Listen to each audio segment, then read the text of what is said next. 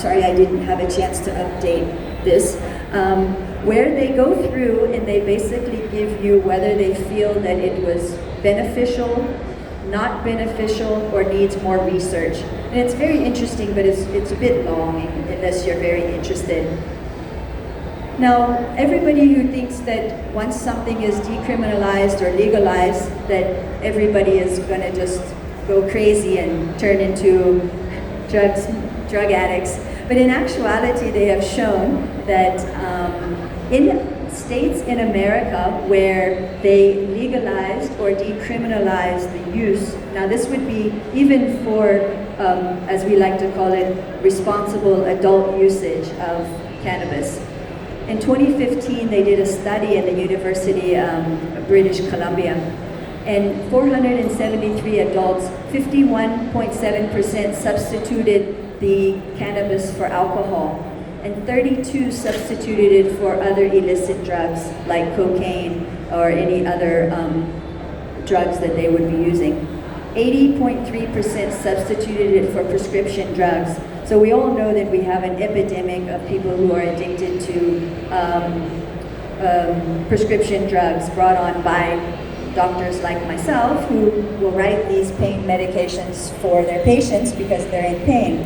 So people are dying of these overdoses. And that's the greatest thing about medical cannabis is you won't die. You can drink the whole bottle. You can smoke as much as you want. You might not feel so well. You might start getting paranoid and think that you're going to die, but you will not die. There are no receptors in your brainstem that causes you to stop breathing that the medical cannabis works on.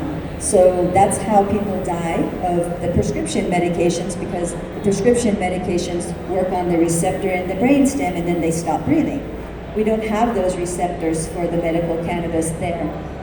Addiction research has stated that actually medical marijuana may become a potential exit drug to the problematic substance use.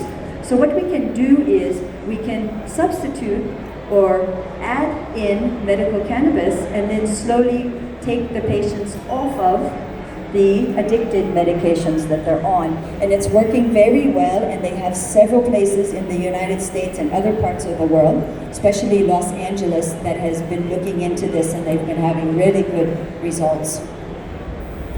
The Journal of American Medical Association in 2014 showed that the lower state-level opioid overdose mortality in states that have allowed marijuana use has been decreased by, the death rate has been decreased by 20% in the first year and by 33% after 6 years.